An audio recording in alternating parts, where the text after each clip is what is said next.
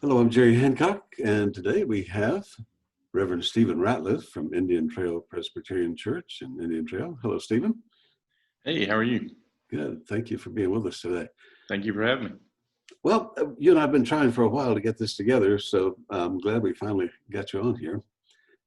Among the things I wanted to talk about today, well, actually, one of them was triggered by your sermon last Sunday, which I happened to catch on YouTube.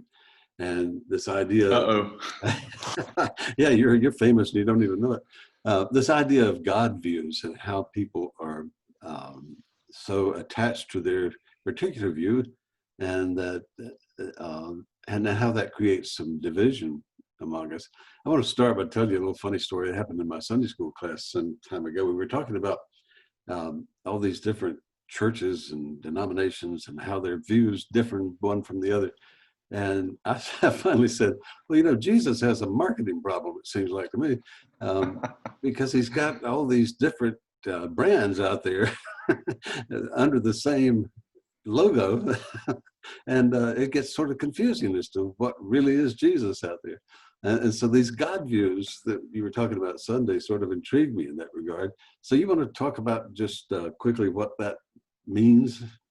Yeah, I can. And the credit for the term God views goes to Jack Haberer, who is a Presbyterian pastor who spent a lot of energy in his ministry opposing the full inclusion of gay and lesbian folks in the church. So he and I would disagree on that particular issue. But what sort of led him to a revelation was the realization that many folks in the midst of that debate in the Presbyterian Church, many folks on both sides of the issue were threatening to split the church, to split the church apart, that we'd be a lot better off, they would say, if everybody who disagreed with us would go their own way. And so when he realized that there was a real movement about that, he really began to work hard to maintain the unity of the church, because he believes, as I do, that the scriptures, particularly Paul, talks a whole lot about maintaining Christian unity, and he actually uses a lot of Paul's writings to push that notion that we must stay together, stay in community with one another, even and especially when we disagree. So in his little book, which he calls God Views, he's titled it God Views, he talks about the fact that we, depending on our background in the church, our experiences, how we experience the presence of God in our lives, we tend to operate from pretty particular perspectives about how we view who God is and how we're called to be in the church and to be in the world as disciples of Jesus. And so, for example, he talks about the Devotionalist God view, and that tends to be folks who pray all the time, folks who really work hard at connecting to God on a personal, spiritual level, and they want others to be able to have that experience as well. On the other hand, there are folks who he calls altruists, who they look around them and they see people hurting, and so they feel closest to God, not necessarily in a prayer room, although they certainly might do that, but they feel closest to God and closest to their discipleship, most fully in their discipleship when they're helping people, when they're feeding folks who are hungry and that kind of thing. So he recognizes that if we work from different God views, if that's kind of where we feel most at home, then someone who has a different God view, when a debate arises over a particular theological issue, sometimes we can see that issue in very different ways. And because we are starting from different places, and we might not recognize that the person on the other side of the table is starting from a different place, our conversations sometimes go like this. We just don't really, we're talking past each other rather than to each other. Yeah, I'm really intrigued with that. And I guess within a church, there are different people with different God views, as you said. And I guess that could create some conflict and maybe some dissension. And yet, I've sort of always thought that any God that I would want to worship would have to be big enough to incorporate all of these views? Well, I think one of the important parts of Haber's book and what I'm trying to stress in our sermon series is that each one of these God views is legitimate. I mean, it's based in an experience of God, and they're very biblically supported. Each one of these God views has you can find examples of that in Scripture in the history of the church, and so they're each legitimate. They're also very important because the mission of the church is very wide, much like you said a while ago that God has all these different brands. Well, the reality is that the work of the church is very wide, and there is a need to feed people who are hungry, to clothe people who don't have enough adequate clothes to wear. There is also a need for the people of God to be in prayer, to be humble and understand that the kingdom of God and the renewal of this world doesn't depend on me, that it depends on God. And so, I need to hear from the devotionalist folks who remind me to be in prayer, and I need to hear from the confessionalist. I mean, the confessionalist folks who remind me that the church didn't start with me and my ideas. There is a truth that the church has espoused for generations, and we need to pay attention to that. We didn't just show up when I was born or when this generation came along. We don't have to figure it out all on our own.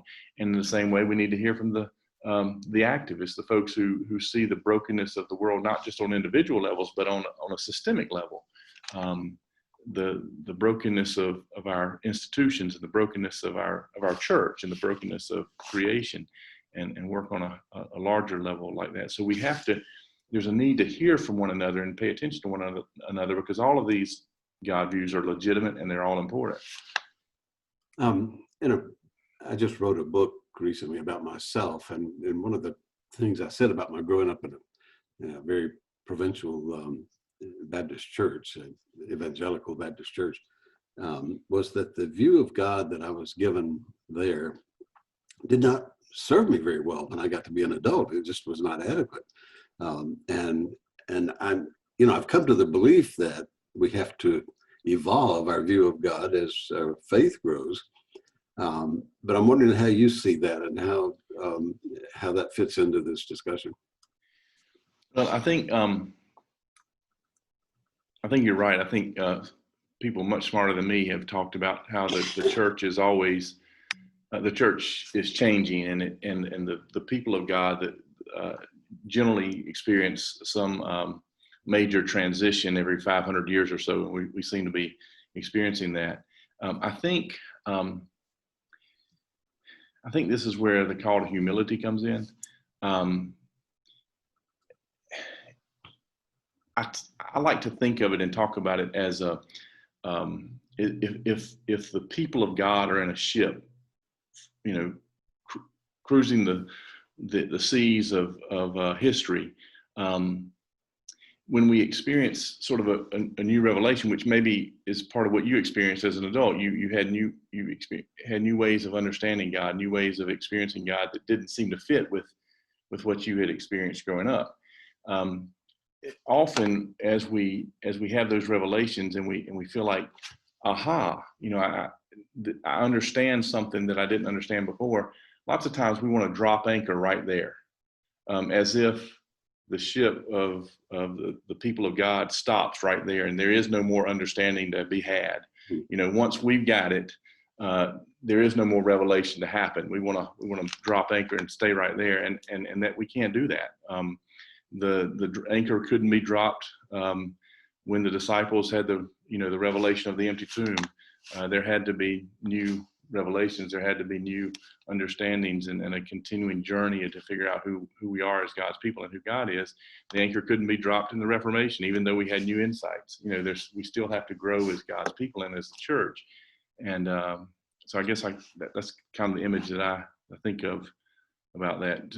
We have to beware of the temptation to just drop anchor and say, now we got it.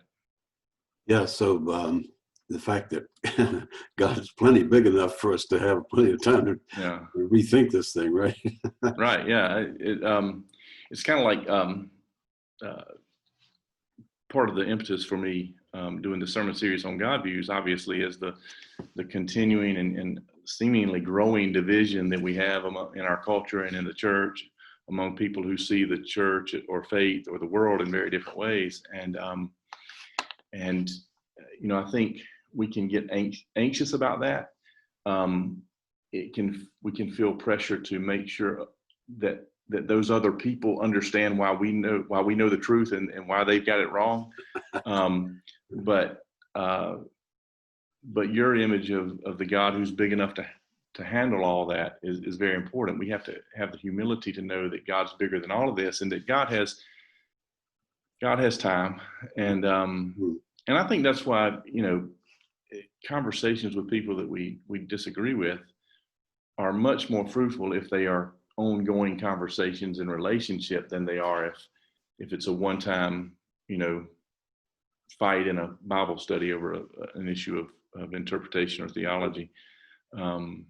If we can develop. Go ahead. I was just going to say, if we can develop a culture, or if we can submit to the Holy Spirit to develop within us a culture in which we understand it's okay that we might not all agree exactly, but that we might learn something from one another. That relationship is so important to that ongoing growth and maturity. So, right now we're dealing with the COVID virus, and I guess while we're talking about God views, there are some folks who feel that this whole virus thing is God's visiting his wrath on us for misbehaving, something like that. And then there are others who take a totally different view. How do we reconcile that? Well, how do we reconcile it?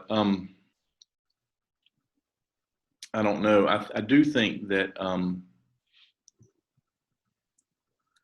I think it's important to understand that we number one can't know the mind of God. There are several aspects to your question. One of which is the folks who say, does this mean we're in the end times? I mean, we've got the pandemic, we've got fires in California, we've got an earthquake in the mountains of North Carolina, we've got all these things happening seemingly all at once. I guess my response to that is that the world has faced probably more chaos than we're facing right now at other times in history.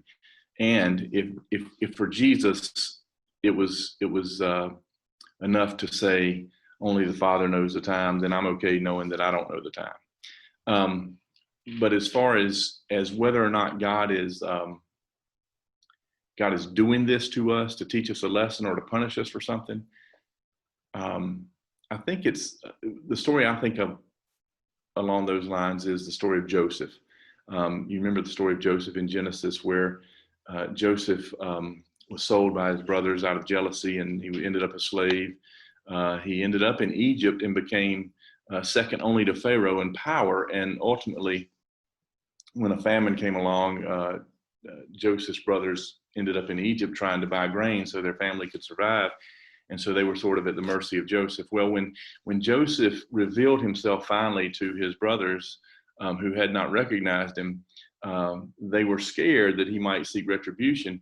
And Joseph's words to them were something to the effect of, you didn't send me here, God sent me here. In other words, God, the images of God as kind of a chess player having moved all these pawns around and these pieces around to make this happen.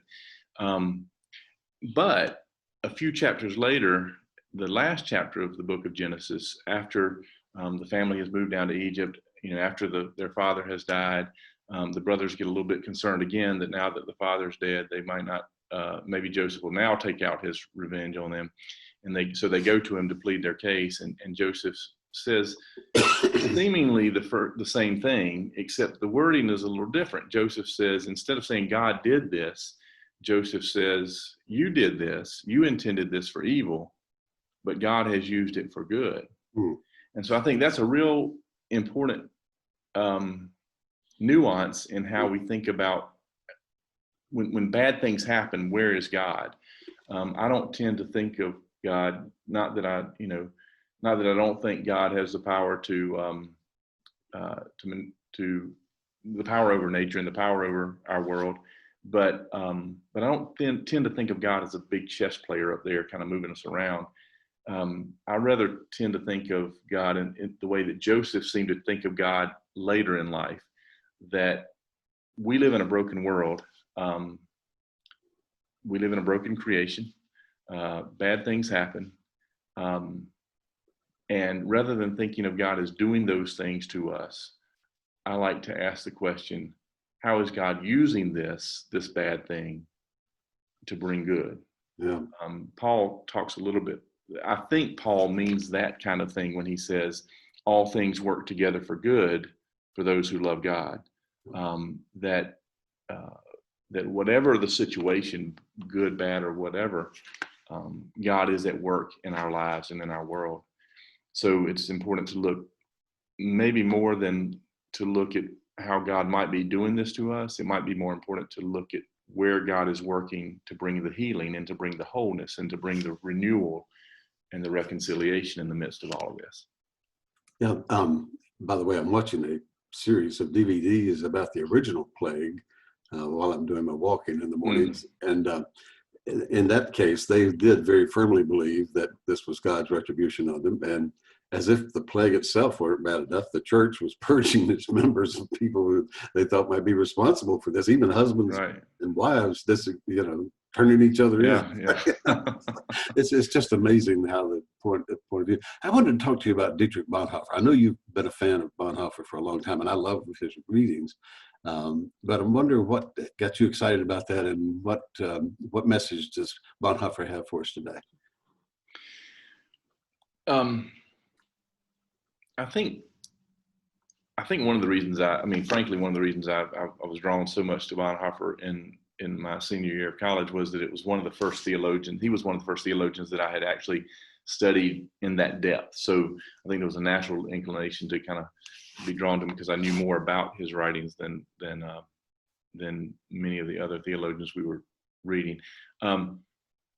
Also, I think important was that I was taking a class about the same time I took the Bonhoeffer class. I was also taking a class on the Holocaust, and so those two things happening, of course, intertwined. And so those it was an even more powerful experience of reading his work. I guess I've been drawn mostly to his sense of grace being costly. Growing up in America as a mainline Christian, sort of the American Christianity, Western Christianity, in my lifetime was mostly focused on almost as if his faith was fire insurance. The main point of faith was to be sure you're not going to hell. Now that wasn't stressed so much in the congregation I grew up in, but in the world, the Christian world around me, that seemed to be the most important thing. Are you saved? The main thing is to be sure when you die, you're not going to burn. And I grew up in a congregation that sort of pushed back on that somewhat.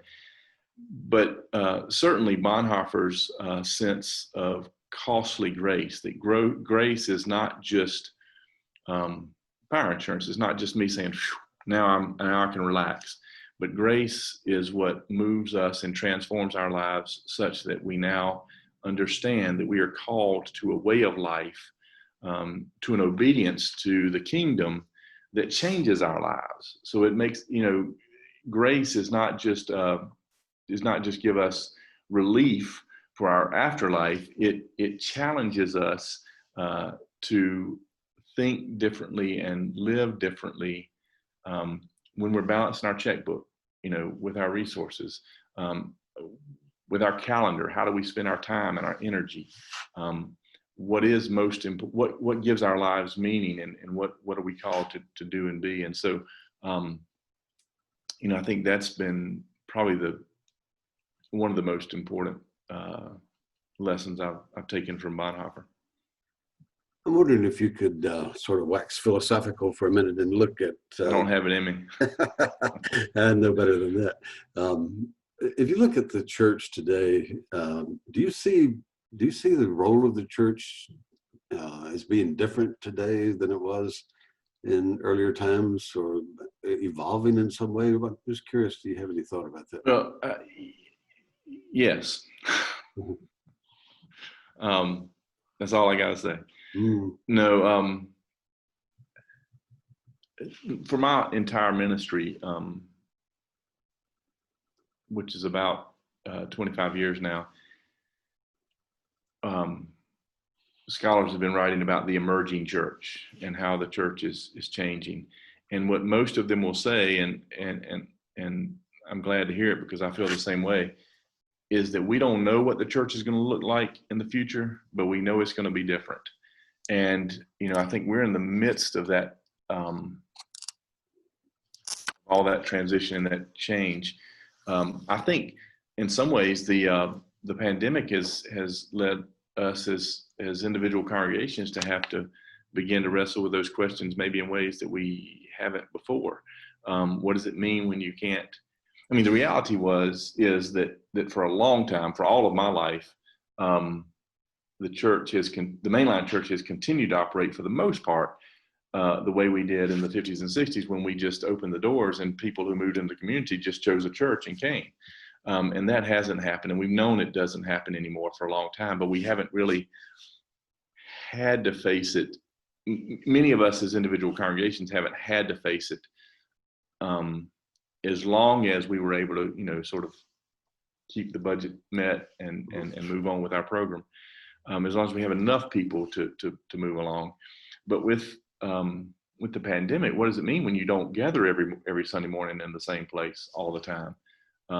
What does it mean for how we care for each other when, even though we've come back to worship in an outdoor worship service, about a third of our active congregation is not coming to worship because of fears of being in public spaces with their own health concerns. So what does it mean to keep those folks part of the church? What does it mean to be the church, and again, in a culture that doesn't automatically see participation in the church as just a regular part of life? So I don't know. I don't really have an answer to your question about how the church is going to be different, but I do think we are living in that, and so we have to have an openness to ask questions about things we didn't used to have to ask questions about. You didn't used to ask questions about your style of worship because everybody was going to go to, most folks were going to go to church somewhere, and so they were going to choose a style that fit who they were, but folks don't necessarily make that decision anymore. And so what does it mean to, how do we think about Christian education in a world where even maybe as much as 75% of regular churchgoers don't attend Sunday school or Christian education program? So I don't think I really answered your question, except to say I agree that we are in a real time of transition, and the church is having to discern. We, again, using the image of the ship dropping anchor, we got to pull up anchor and move along. One of my colleagues in this Presbyterian, who's a pastor at a larger church, she said at the beginning of a meeting recently, she said, we in the church have got to learn to start playing away games. We're too used to playing home games. We want people to come to us and watch us play, but we've got to move our focus to playing more away games outside of our buildings. Yeah.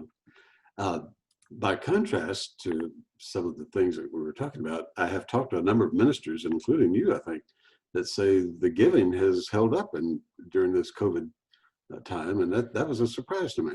Yeah, we've been really blessed, and I guess if we were honest, we might say surprised that our folks have. Although if I think about it, I shouldn't be, but our folks have been very faithful with their giving, and even those folks who can't really participate in the life of the church like they have always done. So that has been a pleasant surprise. Well, Stephen, I've certainly enjoyed this. Our time is up, but thank you so much for participating in this discussion today. I could go on forever on this. Well, I'm honored to be a part of it, and thank you very much. Thank you for what you're doing. Yeah, and in full disclosure, I need to say he's my son-in-law, and I'm proud of him. Yeah. And even having said that, I still am honored to be here. Thank you. I'm Jerry Hancock from Men in Balance. Thanks for joining us.